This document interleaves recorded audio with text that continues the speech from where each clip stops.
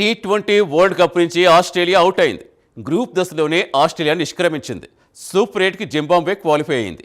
17 ఏళ్ల తర్వాత గ్రూప్ దశ దాటకుండా ఆశీష్ నిష్క్రమించింది. వర్షం కారణంగా జింబాబ్వే ఐర్లాండ్ మ్యాచ్ రద్దయింది. రెండు టీములకు చెరో పాయింట్ ఇచ్చారు. ఇప్పటి వరకు ఆడిన 3 మ్యాచ్ల్లో 2 ఓడిపోయింది ఆసీస్. దీనిపై మరింత సమాచారం మా స్పోర్ట్ అనలిస్ట్ సుధీర్ అందిస్తారు.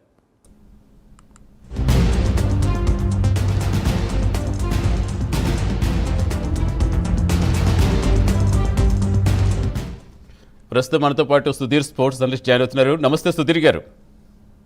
చెప్పండి. సో ఆసీస్ నిష్క్రమించడం ఎలా చూడాలి? I think very sad of course, ఎందుకంటే వాళ్ళు వన్ ఆఫ్ ది ఫేవరెట్స్ గా బరిలోకి దిగారు టోర్నమెంట్ లో. But Zimbabwe qualification is also good for them. ఎందుకంటే 2023 నవంబర్ 23 ఆ డే ఎప్పుడు కూడా వాళ్ళు మర్చిపోలేరు. క్వాలిఫికేషన్ కొరకు ఉగాండాతో ఆడుతున్నారు లాస్ట్ లీగ్ మ్యాచ్ లో. అండ్ ఉగాండా వాళ్ళు ఓడించడంతో 2024 వరల్డ్ కప్ లో ఆడే క్వాలిఫికేషన్ వాళ్ళకి లభించలేదు. And Uganda for the first time they made it to the world cup stage. And ఆ తర్వాత అఫ్ కోర్స్ ఒక విక్టరీ కూడా సాధించారు పాపా గిని ఓడించి. బట్ జింబాబ్వే అప్పుడు చాలా అద్భుతంగా ఆడారు, అంటే సౌత్ ఆఫ్రికా క్వాలిఫికేషన్ లీగ్ లో. బట్ లాస్ట్ మ్యాచ్ లో వాళ్ళు ఉగాండా వాళ్ళని ఓడించడంతో ఆ క్వాలిఫికేషన్ తప్పిపోయింది. అండ్ ఈ సంవత్సరం అద్భుతంగా ఆడారు. రియల్ గా చెప్పాలంటే ఆస్ట్రేలియాను ఓడించడం అనేది the big thing happen for them. ఎందుకంటే ఈ టోర్నమెంట్ లో చాలా కాన్ఫిడెన్స్ అనేది కనబడింది. Bowling, batting department Sikandar Raza is also leading them well. And I think full marks to them because అదేం కొత్త కాదు. అంటే ఆస్ట్రేలియాను ఓడించడం అనేది 83లో జరిగింది. ఆస్ట్రేలియా కూడా ఎగ్జిట్ అనేది ఏం కొత్త కాదు సతీష్. ఎందుకంటే 75 ఫైనల్ తర్వాత బిగ్ వరల్డ్ కప్స్ కూడా మీరు ఇంక్లూడ్ చేస్తే 79లో వాళ్ళు ఎగ్జిట్ అవుతారు, ఎలిమినేషన్ అయింది. 83లో అదే జింబాబ్వే ఓడించినప్పుడు ఎగ్జిట్ అయిపోయినారు. 92లో అక్కడ స్వదేశంలో జరిగినప్పుడు కూడా Australia they were out of the tournament actually league దశలోనే. అండ్ ఆ తర్వాత 2009లో 2020 వరల్డ్ కప్ ఛాంపియన్స్ ట్రోఫీలో కూడా కపుల్ ఆఫ్ టైమ్స్ వాళ్ళు ఎగ్జిట్ అయిపోయినారు చాలా ఎర్లీ దశలో.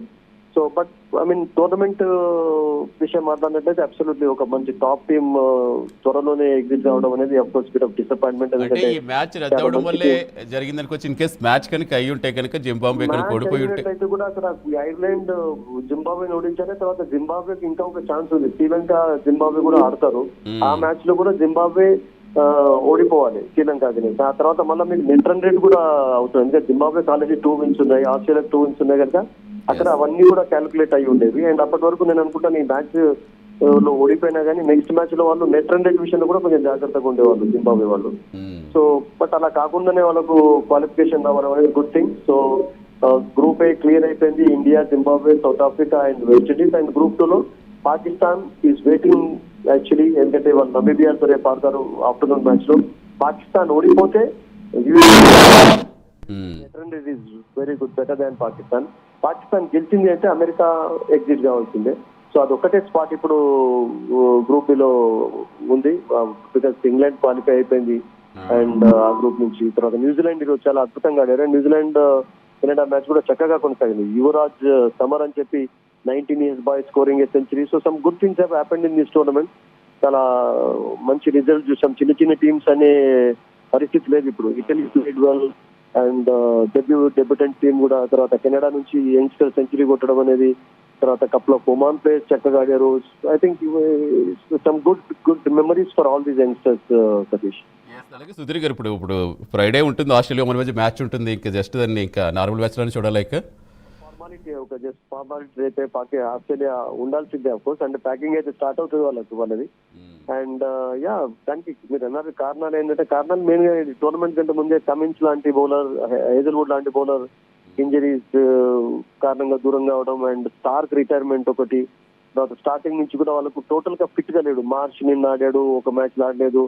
తర్వాత జంపా లాంటి బౌలర్ శ్రీలంకలో సక్సెస్ సాధించకపోవడం బికాస్ మెయిన్ ట్రంప్ కార్డ్ గా ఇంక్లూడ్ అయినాడు. జంపాక్ అంత అన్సక్సెస్ఫుల్ టోర్నమెంట్ ఎప్పుడు కూడా లేకుండేది.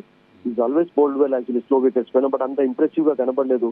అండ్ వాళ్ళ బౌలింగ్ అంత ట్రూత్ దాని ఏమంటారు పదం అనేది కనబడలేదు. సో అదొక కారణం. అండ్ కొలాప్స్ చూడండి, బ్యాటింగ్ లైన్ కూడా బ్రిటిల్ లాగా కనబడింది. మ్యాక్స్వెల్ సరిగ్గా పర్ఫార్మ్ చేయకపోవడం, డేవిడ్ నిన్న ఫెయిల్ కావడం. So there are many reasons for their failure దీంతో పాటు. And they have not played up to the expectations అండి ఈ టోర్నమెంట్ లో, డౌట్ లేదండి. ఇప్పుడు ఏ టైంకి జరుగుతుంది ఎక్స్పెక్ట్ చేయలేం కానీ, బట్ ఇప్పుడు గ్రూప్ ఏలో ఇంకో స్లాట్ ఎలాగో భర్తీ అవ్వాల్సి ఉంది కాబట్టి, అంటే మీ ఎక్స్పెక్టేషన్ ఏంటి? పాకిస్తాన్, యుఎస్ఏలో ఎవరికి ఎక్కువ స్కోప్ ఉందంటారు? పాకిస్తాన్ నమీబియా మ్యాచ్ కూడా శ్రీలంకలోనే ఉంది కనుక ఒకవేళ అది వర్షం కారణంగా జరగకపోయినట్లయితే పాకిస్తాన్ విల్ క్వాలిఫై. 2 wins ఉన్నాయి, ఒక పాయింట్ తోటి వాళ్ళు ఈ రోజు జింబాబ్వే అనేది క్వాలిఫై అవుతారు. ఆ జింబాబ్వే నమీబియాని ఓడించినట్లయితే పాకిస్తాన్ స్ట్రేట్ అవే క్వాలిఫై అయిపోతారు. ఒకవేళ ఓడిపోయినట్లయితే కూడా నెట్ రన్ రేట్ విషయంలో జాగ్రత్త పడి ఆ రన్స్ స్కోర్ చేసి నెట్ రన్ రేట్ కొంచెం నిన్న ఇండియా తోటి బిగ్ డిఫీట్ ఎదుర్కోవడం తోటి కొంచెం చాలా మైనస్ లో పడ్డారు వాళ్ళు. సో అక్కడ చాలా బిగ్ బ్లో అయిపోయింది పాకిస్తాన్ కు. ప్లస్ లో ఉన్న వాళ్ళు సడన్ గా మైనస్ లో వచ్చారు. So and USA 2 good wins సాధించే వాళ్ళు ప్లస్ నెట్ రన్ రేట్ లో ఉన్నారు. సో అది ఒకటి big advantage. So Pakistan if they lose they are out of the tournament, ఎందుకంటే నెట్ రన్ రేట్ వాళ్ళకి బాగాలేదు కనుక. ఇఫ్ దే లూజ్ ఆల్సో అది నెట్ రన్ రేట్ మెయింటైన్ చేసినట్లయితే ఉంటారు. విన్ అనేది స్టేట్ అవే వాళ్ళను గ్రూప్ స్టేజ్ లోకి తీసుకెళ్తుంది. But we have to wait for that match. Finally అంటే T20 వరల్డ్ కప్లో ఏది హాట్ ఫేవరెట్ కనిపిస్తుంది మీకు? అంటే మన ఎలాగ ఇండియన్స్ కాబట్టి భారత్ గెలవాలని కోరుకుంటాం. ఇంకా హాట్ ఫేవరెట్ దేనికి ఎక్కువ స్కోప్ ఉందంటే? ఐ థింక్ జింబాబ్వేని కూడా తక్కువ అంచనా వేసేలాగా కనబడుతుంది. Because they are really playing well. వాళ్ళ batting bowling couple of bowlers చాలా మంచి బౌలింగ్ కనబడుతున్నారు. అండ్ స్లో కండిషన్స్ లో వాళ్ళకు కూడా కొంచెం దాన్ని ఏమంటారంటే అలవాటు పడి ఉన్నారు. రియల్గా చెప్పాలంటే చాలా మంచి పర్ఫార్మెన్స్ కనబరిచారు. అంటే India, south Africa, West Indies, Zimbabwe group లో కొంచెం జింబాబ్వేనే కొంచెం తక్కువ టాలెంటెడ్ టీమ్ గా కనబడుతుంది. బట్ సౌత్ ఆఫ్రికా, వెస్టిండీస్ మనకు ఇండియాలో మంచి ఎక్స్పీరియన్స్ ఉంది. Recently south Africans really they played well in India. Test matches లో ఓడించారు, వన్డే T20 లో కూడా చాలా చక్కగా ఆడారు. అండ్ వెస్టిండీస్ చాలా అద్భుతంగా ఆడుతున్నారు ఈ టోర్నమెంట్ లో, బౌలింగ్ లో, బ్యాటింగ్ లో.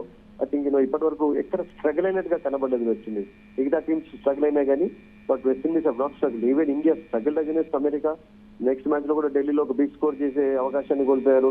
అండ్ పాకిస్తాన్ తోటి మాత్రం ఆఫ్ కోర్స్ కంఫర్టబుల్ విక్టరీ సాధించారు. బట్ అంటే పూర్తిగా నల్లేరుపై నరకలాగా ఏం కనబడలేదు.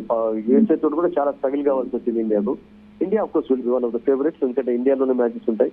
అండ్ సెమీఫైనల్, ఇండియాలో జరిగే సెమీఫైనల్ లో వాళ్ళు ఆడతారా లేకుంటే శ్రీలంకలో ఆడతారా? We have to wait for that.